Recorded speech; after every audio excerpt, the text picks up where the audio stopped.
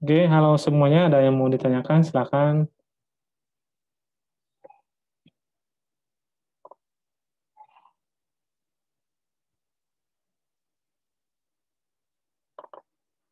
Oke, kalau misalnya nggak ada, kalau misalnya nggak ada KDD, kita masuk ke data mining-nya. KDD sudah selesai. Saya simpulkan topik yang pertama adalah hari ini KDD, bahwa KDD itu adalah proses penemuan pengetahuan informasi dari data yang begitu besar. Prosesnya itu adalah mulai dari data, cleaning, data warehouse, penyimpanan data ke dalam lemari data, data transformasi, data mining, evaluasi persentase, dan teknologi. Puncaknya adalah ke pengetahuan. Itulah topik yang pertama. Jadi kita masuk ke topik yang kedua, yaitu masuk kita ke data mining. Jadi tadi data sudah kita bahas, definisi dari data, yaitu kumpulan atas catatan atas kumpulan fakta. Ya. Sudah saya jelaskan dari contohnya. Kalau kita lihat di sini, data mining adalah atau KDD disebut dengan juga Technology Discovery in Database atau KDD merupakan aktivitas yang berkaitan dengan pengumpulan data, pengakaian data historis untuk menemukan informasi pengetahuan, keteraturan, pola atau hubungan dalam data yang berukuran besar. Output dalam data mining dapat dipergunakan sebagai alternatif dalam pengambilan keputusan untuk memperbaiki pengambilan keputusan di masa yang akan datang. Jadi, sudah saya jelaskan tadi bahwa kita di dalam ini dalam menambang data. Tujuannya adalah untuk mencari informasi atau pengetahuan dari pemakaian data sebelumnya, dari historis. Gunanya adalah salah satu untuk pengambilan keputusan. Nah, jadi salah satu caranya implementasinya adalah salah satunya dalam pengambilan keputusan. Saya sudah jelaskan tadi, salah satu implementasinya itu dalam penyusunan katalog barang atau rak barang di supermarket. Mereka pasti menggunakan historis data-data sebelumnya dengan melihat pola belanja customer sebelumnya. Oke, jadi sudah jelas ya bahwa tujuannya data mining adalah untuk mencari informasi pengetahuan dari data yang berukuran besar. Nah, jadi manfaatnya adalah untuk pengambilan keputusan di masa yang akan datang. Oke, lanjut. Data mining salah satu bidang ilmu yang berkembang sangat pesat. Berkembang tersebut disebabkan oleh beberapa faktor. Jadi di dalam komputer atau di dalam dunia pengetahuan, yang paling berkembang itu adalah salah satu data mining atau big data. Kenapa bisa berkembang? Ada banyak alasan. Salah satunya adalah semakin tingginya kesadaran akan pentingnya data. Dulu data ini tidak terlalu penting. Sekarang data itu seperti emas. Jadi semua sekarang data berdasarkan data. Orang pun membicarakan sesuatu itu pasti pakai data. Mengambil keputusan pasti pakai data. Jadi kesadaran manusia atau kita bahwa data itu sangat penting. Semakin tingginya pemanfaatkan output dari hasil pengolahan data dalam berbagai bidang, contohnya dalam bisnis. Jadi manfaat data itu semakin banyak. Beda dengan zaman dulu, data itu tidak penting dan tidak ada manfaatnya. Sekarang data ini sangat penting. Jadi saya jelaskan tadi bahwa pengambilan keputusan juga dalam dunia bisnis contohnya ini sangat penting. 3, perkembangan data yang begitu cepat. Perkembangan kumpulan data yang begitu cepat. Anda berbelanja di supermarket setiap saat, setiap hari, setiap jam, itu Anda sudah menambah data. Misalnya Anda ke supermarket, misalnya beli Indomie, beli sabun, itu pasti Anda menambah data. Karena pada saat Anda membeli sesuatu di supermarket, pasti Anda menambah faktur. Faktur pembelian tersebut itu dalam merupakan data. Jadi faktor pembeli itu adalah data. Jadi makanya setiap saat Anda menambah data. Anda juga kita Zoom ini Anda juga kita menambah data. Saya juga sudah menambah data. Jadi apapun yang kita lakukan setiap saat itu sudah menghasilkan data. Contohnya adalah pada saat sekarang Anda kan kalau misalnya Anda aktifkan GPS pasti ketahuan di mana posisi Anda. Itu juga sudah termasuk data. Jadi apapun aktivitas kita sekarang itu sudah menjadi sebuah data. Misalnya si Anu pada jam ini berada di Jalan Sisingamangaraja nomor 338 Medan. Itu kalau misalnya aktifkan ITPS Anda, pasti ketahui alamat Anda, dan itu merupakan sebuah data. Anda misalnya juga mengisi, misalnya Anda keluar rumah, misalnya Anda ke supermarket, misalnya. Pasti juga Anda membeli sesuatu, misalnya minuman, misalnya Aqua, pasti Anda juga menghasilkan data. Jadi apapun aktivitas Anda, itu sudah berhubungan dengan data. Makanya di bab nomor 3 ini adalah perkembangan data yang begitu cepat. Yang empat adalah peningkatan akses internet, baik melalui navigasi web ataupun melalui smartphone. Ya, udah pasti ya sekarang internet ya, apalagi pada saat ini semuanya daring, maka akses internetnya itu adalah sangat sangat baiknya. Di kampung saja sekarang sudah ada internet, anak-anak semua sudah bisa internet, semua sudah internet. Dan itu juga salah satu yang mempengaruhi berkembangnya ilmu data mining. Yang ketiga adalah perkembangan hardware dan software khususnya berhubungan dengan data mining. Betul. Dulu pada saat kami kuliah, paling besar kapasitas data kami, misalnya media penyimpanan, misalnya flash disk, hard disk itu. Masih ingat saya flash disk kami itu kalau misalnya sudah 2 GB, sudah 2 MB ya, megabyte itu sangat besar pada saat kami 2007 kuliah. Tapi sekarang itu berbeda. 2 mega sekarang nggak ada artinya. Karena satu data saja, misalnya dokumen Office itu sudah hampir 2 megabyte. Sekarang kan demi penyimpanan udah besar, udah bertera-tera atau sudah berpeta-peta. Anda beli komputer misalnya baru pasti ya kapasitasnya sudah 500 giga, 1 tera. Jadi waktu saya ingat juga waktu misalnya waktu kami beli komputer pada saat kami kuliah, itu media penyimpanan paling besar ya, itu sudah besar kali kalau 50 GB. Sekarang 50 GB nggak ada artinya. Jadi itu juga yang mempengaruhi faktor berkembangnya data mining karena hardware dan software yang begitu cepat. Perkembangannya begitu cepat dalam bidang komputasi komputer. Bidang komputasi. Komputasi itu adalah bukan komputer. Komputasi adalah perhitungan dalam komputer.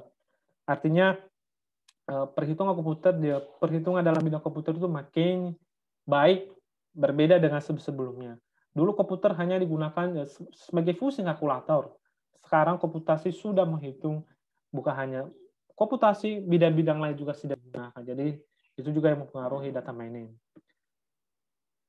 Media penyimpanan yang semakin besar dengan harga yang terjangkau. Nah, artinya walaupun medianya besar kapasitasnya, tapi harganya tidak mahal. 1 tera sekarang dapat 500.000 kalau beli hard disk.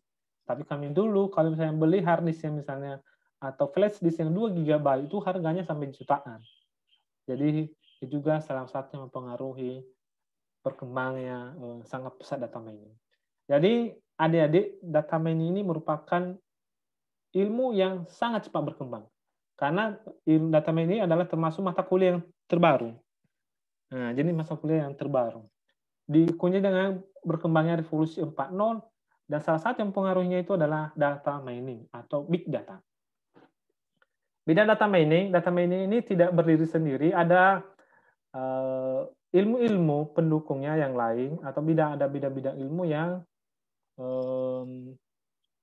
menjadi pendukung dari data mining atau yang menyongsong atau menopang data mining. Data mining, ilmu-ilmu berkaitan dengan data mining adalah salah satunya database. Database ini adalah berhubungan dengan pengolahan data, berhubungan dengan penyimpanan data. Pencarian informasi, itu juga salah satu ilmu yang digunakan dalam data mining karena melakukan pencarian informasi. Pencarian informasi ada banyak algoritmanya. Statistik, perhitungan. Jadi dalam data mining kita banyak perhitungan. Nanti jangan salah, kita nanti di sini belajar sinus, kosinus. Kita belajar juga di sini perhitungan, kita belajar juga logaritma. Ya, jadi ini tidak murni hanya teori, ini nanti kita banyak ke perhitungannya. Karena di dalamnya banyak metode dan algoritma. Artificial Intelligence atau AI atau kecerdasan buatan. Jadi data mining adalah salah satu bagian dari kecerdasan buatan. Jadi istilah di dalam data mining adalah machine learning, atau istilahnya itu adalah machine learning, atau misalnya di robot itu adalah itu kan AI. Jadi di robot itu AI. Robot itu mengenal sesuatu atau mengenal sesuatu itu objek atau mengenal pola tertentu karena memang sudah ada data sebelumnya. Dan data itu adalah diambil salah satunya itu adalah pengolahan dari data-data sebelumnya atau data yang besar. Jadi makanya AI ini termasuk dalam data mining. Lanjut, pengelompokan data mining. Ini pengelompokan data mining adalah tujuan dari data mining untuk apa data mining tersebut. Jadi ada kurang lebih 6 dari pengelompokan data mining. Ada deskripsi, ada klasifikasi, prediksi, estimasi, pengklusteran, dan asosiasi. Jadi data mining ini ada 6 pengelompokannya. Kalau saya jelaskan apa itu deskripsi adalah menggambarkan sesuatu. Jadi di dalam data mining kita bisa menggambarkan sesuatu yang sangat bermanfaat. Misalnya seperti dari di supermarket tadi, misalnya kita memperoleh bahwa informasi bahwa seharusnya data sebelumnya bahwa pola belanja customer adalah jika membeli teh maka otomatis membeli gula. Itu merupakan deskripsi atau merupakan gambaran dari pola belanja customer sebelumnya. Makanya disebut deskripsi. Klasifikasi adalah pengelompokan. Jadi dalam data mining bisa juga kita hasilnya itu dalam bentuk pengelompokan atau klasifikasi. Misalnya kalau di daerah atau di kampung-kampung itu misalnya sering terjadi kesalahan di dalam pemberian misalnya BLT. Yang miskin seharusnya dapat, maka malah yang tidak dapat yang kaya. Kenapa tidak ada klasifikasi? Jadi di dalam data mining bisa juga digunakan sebagai klasifikasi atau mengelompokkan. Misalnya mengelompokkan orang yang mampu dengan tidak mampu. Itu bisa di dalam data mining. Mengelompokkan misalnya siswa yang anggap berprestasi dengan yang biasa saja. Itu bisa juga dengan data mining. Jadi dalam data mining bisa juga dilakukan klasifikasi. Ketiga adalah prediksi. Prediksi adalah memprediksi atau memperkirakan apa yang akan terjadi di masa yang akan datang. Di dalam data mining, berdasarkan data-data sebelumnya, bisa kita memprediksi apa yang akan terjadi. Misalnya memprediksi harga beras 2 bulan lagi. Kita memprediksi tersebut berdasarkan data-data sebelumnya, berapa harga beras sebelumnya. Misalnya kita memprediksi harga cabai 5 hari kemudian. Bisa dengan data mining, tapi kita menggunakan data-data yang sebelumnya atau data historis. Atau kita memperkirakan harga sepeda motor tahun 2022. Bisa kita melihat latar belakang atau data historis harga sepeda motor sebelumnya. Jadi dalam data mining bisa juga memprediksi. Estimasi. Jadi estimasi ini hampir sama dengan prediksi, hanya saja hasilnya di dalam bentuk numerik. Dalam bentuk numerik di sini adalah dalam bentuk angka. Misalnya, kita memprediksi harga beras misalnya 2 bulan lagi. Sekarang harga beras misalnya 10.000 per kilo. Maka misalnya 2 bulan lagi harga beras kita estimasi misalnya 12.000. Estimasinya atau prediksinya adalah dalam bentuk numerik. Kalau prediksi bisa di dalam numerik, bisa juga tidak. Tapi kalau estimasi, prediksinya wajib di dalam numerik. Pengklusteran. Pengklusteran juga hampir sama dengan klasifikasi. Pengelompokan. Nah, pengklusteran. Tapi pengklusteran ini adalah lebih detail pengelompokannya daripada klasifikasi. Lebih detail. Jadi, kalau misalnya contohnya, klasifikasi bisa mengelompokkan mana laki-laki, mana perempuan. Itu bisa klasifikasi. Tetapi, klasifikasi tidak bisa membedakan mana laki-laki tulen, mana laki-laki yang jadi-jadian. Ya, jadi, pengklusteran bisa membedakan mana laki-laki tulen, mana laki-laki yang tidak tulen. Itulah contoh dari pengklusteran. Mana laki-laki yang benar laki-laki, mana laki-laki yang agak lain daripada yang lain. Jadi, itu disebut dengan pengklusteran. Jadi, pengklusteran bisa mengelompokkan sesuatu yang hampir mirip. Hampir mirip. Jadi, detailnya jauh lebih detail dari klasifikasi. Jadi, mungkin Anda bertanya, klasifikasi pengklusteran kalau hampir sama, apa yang berbeda? Itu berbeda. Pengklusteran bisa mengelompokkan klasifikasi jauh lebih detail. Saya jelaskan tadi kalau klasifikasi bisa mengelompokkan laki-laki, wanita, selesai. Tetapi tidak bisa mengelompokkan mana waria, mana perempuan yang betul, mana laki-laki yang betul.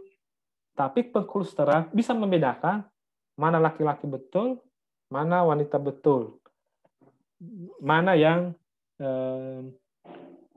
misalnya waria, mana yang bencong, dan seterusnya. Itu bisa dikelompokkan dengan pengklusteran. Jadi berbeda ya klasifikasi dengan pengklusteran. Yang terakhir adalah asosiasi. Asosiasi, kalau misalnya Anda dengar kata asosiasi adalah pasti misalnya Asosiasi Pengusaha Indonesia, Asosiasi Mahasiswa Universitas Budi Dharma. Artinya adalah persatuan. Dalam persatuan pasti ada hubungannya satu dengan yang lain. Kita di sini bersatu, yaitu satu institusi atau satu keluarga Universitas Budi Dharma. Itu disebut asosiasi karena ada hubungannya kan, yaitu sebagai dosen dan mahasiswa, itulah asosiasi kita. Di dalam pengklusteran sama juga. Kalau misalnya dilarang, asosiasi A, misalnya asosiasi teh dengan gula itu ada. Misalnya kalau seseorang membeli gula, berapa persen dia membeli teh. Begitu juga sebaliknya, kalau seseorang membeli gula, berapa persen dia membeli teh. Itulah asosiasi hubungan antar minimal satu atau minimal 2 item produk. Atau orang manusia, atau minimal 2 orang manusia. Itu disebut dengan asosiasi. Jadi itulah tujuan dari data ini. Kita bisa deskripsi, bisa klasifikasi kita, bisa prediksi, bisa estimasi, pengklusteran, dan asosiasi. Jadi fungsi data ini adik-adik sangat luas sekali. Ya, oke, sekian dan terima kasih. Ya, thank you Maluate Buju Sawagele. Sesye, arigato gozaimasu. Gamsahamnida. Jadi kalau Anda yang bertanya adik-adik silakan. Saya berikan waktu kurang lebih 5 menit lebih bagi yang mau bertanya, silakan. Dengan cara aktifkan mikrofonnya dan berbicara.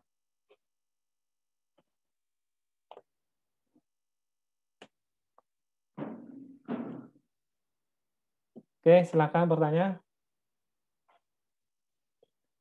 Saya ingatkan lagi, jangan lupa materinya sudah saya kirim di Google Class, dan absensinya jangan juga Anda lupa. Anda harus absensi melalui form yang ada di Google Class. Kalau misalnya ada kelas yang gabung di room ini adalah ada kelas jam 10.45, ada jam 15.30, atau ada kelas malam, Anda isi sesuai dengan jadwal kuliah Anda. Nanti kan di form itu ada jam perkuliah diminta, Anda isi sesuai dengan jam perkuliah Anda. Bukan jam room ini ya, bukan jam room ini, Anda isi sesuai dengan jadwal perkuliahan Anda. Oke, selanjutnya bertanya, kayaknya ada pertanyaan dari Egy Pradis. Siapa lah ini Egy Pradis ini? Mudah-mudahan dia mau bertanya, saudara-saudara.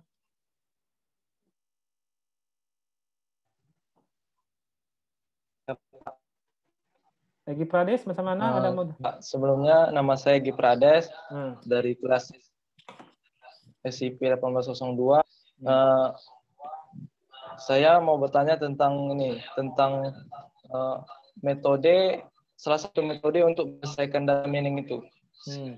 Setahu saya kan kayak metode seleksi gitu, Pak. Jadi gimana itu bisa penyelesaiannya gitu? Oh iya, metode ya, tanya metodenya ya. Oke, nanti saya jawab. Oke, terima kasih Egy Pradis. Oke, siapa lagi yang mau bertanya? Si Muhammad Ikhwan Jaki. Kayaknya semangat kali nih Muhammad ini, Ikhwan Jaki ini. Muhammad Ikhwan Jaki, silakan bertanya.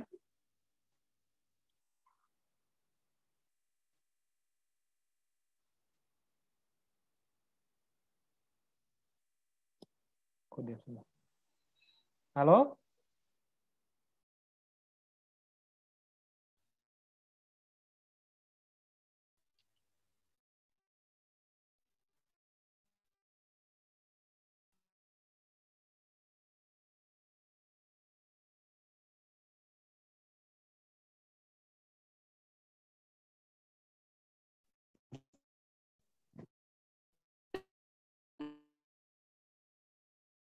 Kenapa Bapak itu keluar? Itu apa tuh? Iya, minyak dulu, Bunda. Halo, Muhammad Ikhwan Jaki. Matikan mikrofonnya, halo. Halo, dimatikan mikrofonnya. Muhammad Iwajaki, sudah bisa? Oke, Mbak tidak. Oke, ada yang mau bertanya lagi? Nah, kalau ada yang mau bertanya, Ya, Pak. oke, silakan. Ini siapa namanya? Ida, Pak. Oh, Ida. Mana Ida? Oke, Ida. Oke, silakan Ida Pandiangan.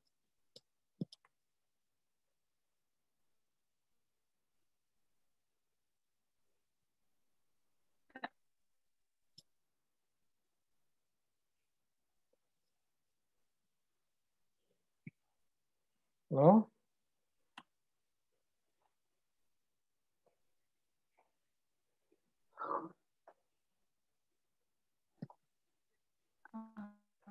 Dalam proses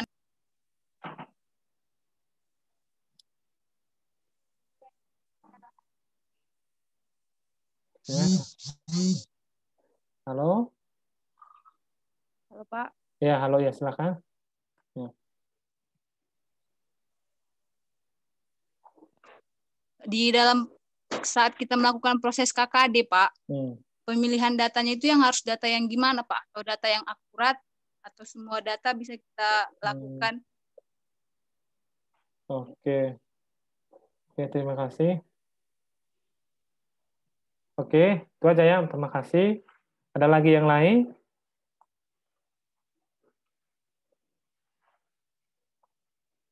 Ada lagi yang lain yang mau bertanya?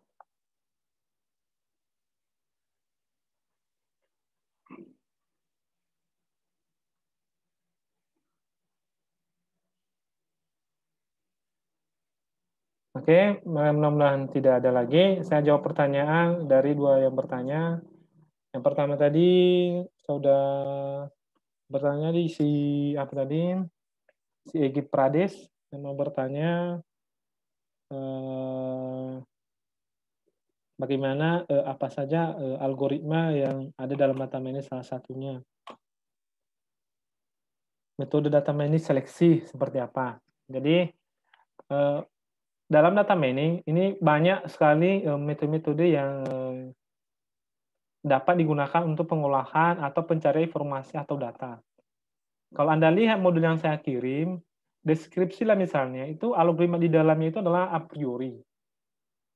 Klasifikasi ada juga algoritma yang digunakan untuk klasifikasi, ada algoritma char, ID3, C45, C48, C50, Nearest Neighbor, Naive Bayes, dan lain-lain. Prediksi itu digunakan algoritma, ada juga algoritma khusus prediksi adalah ada char, ada ID3, C45, C48, C50, ada juga algoritma Rosette. Estimasi, ada juga algoritma di dalamnya yang bisa digunakan adalah ada regresi linear sederhana, regresi linear berganda, dan lain sebagainya. Pengklusteran, algoritma yang digunakan adalah ada KMIS, K-Medois, K-Nearest Neighbor, dan lain-lain. Jadi, itulah algoritma untuk pengklusteran. Asosiasi algoritma yang digunakan adalah asosiasi rule. Jadi, masing-masing tujuan data mining tadi ada algoritmanya. Jadi, misalnya C45 bisa juga klasifikasi, bisa juga misalnya untuk prediksi. Pengklusteran ada algoritma misalnya KMIS, K-Medois, K-Nearest Neighbor, dan lain sebagainya. Pertanyaan tadi si Sasi Ida Pandiangan bahwa data seperti apa yang digunakan, datanya adalah tidak terbatas data yang kita gunakan asal memenuhi asal data tersebut memenuhi syarat atau mempunyai kriteria, atau data tersebut istilahnya ada unsur lengkap dengan unsur kriteria atau unsur kriteria dan unsur artinya data yang kita gunakan itu intinya lengkap dan banyak, tidak sedikit. Saya tunjukkan contoh data yang bisa digunakan di dalam data mining adalah seperti ini. Tunggu bentar, saya buka.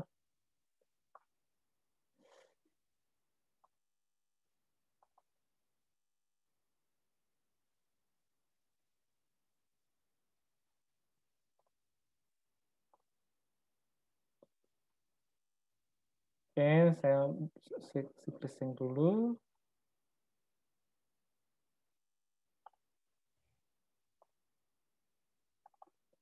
Oke, contoh data yang bisa kita gunakan adalah misalnya algoritma a priori.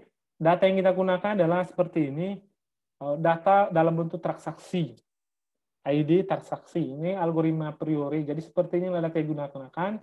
Minimal ada ID-nya dan ada transaksinya. Artinya ID-nya adalah nama pembeli atau ID pembeli. Transaksi ini adalah data atau barang yang dibeli oleh customer. Misalnya customer nomor 1 dia membeli teh dan gula.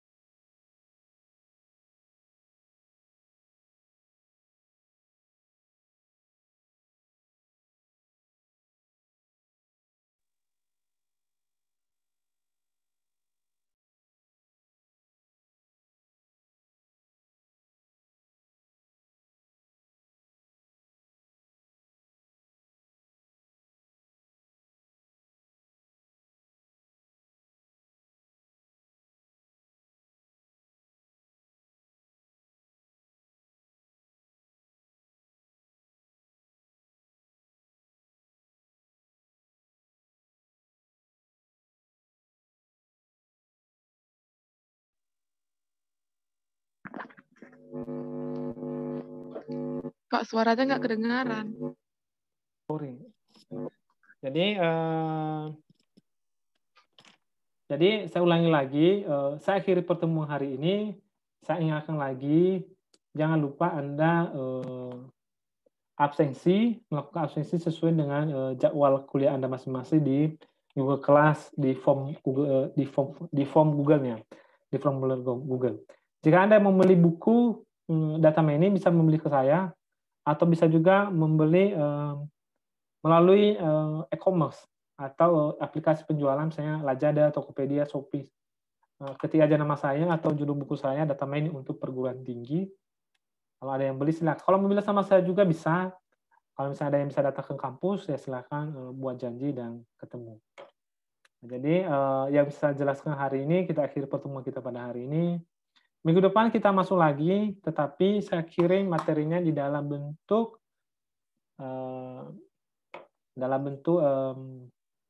modul dan video. Sesuai dengan kesepakatan sebelumnya bahwa untuk semester ini kita full daring, tetapi untuk live Zoom sama mahasiswa adalah minimal 7 kali pertemuan live Zoom per mata kuliah. Oleh karena itu, minggu depan kita mungkin nggak live Zoom, tapi saya kirim modul dalam bentuk modul dan video.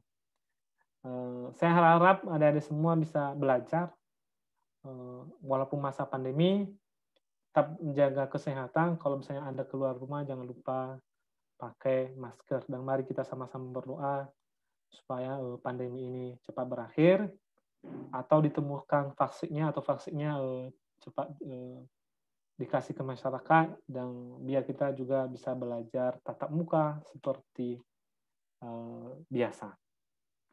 Kalau misalnya ada pertanyaan yang lain, yang misalnya Anda kurang paham pertanyaan mata kuliah saya, bisa Anda cek melalui Google Class atau melalui forum data ini di Telegram. Jadi silakan Anda share juga kalau misalnya Anda mau bertanya berhubungan dengan mata kuliah saya. Oke, sekianlah pertemuan kita. Mudah-mudahan kita semua dalam pelindungan Tuhan Yang Maha Kuasa dan sehat-sehat selalu. Selamat siang. Atau selamat pagi menjelang siang. Udah bisa di live ya?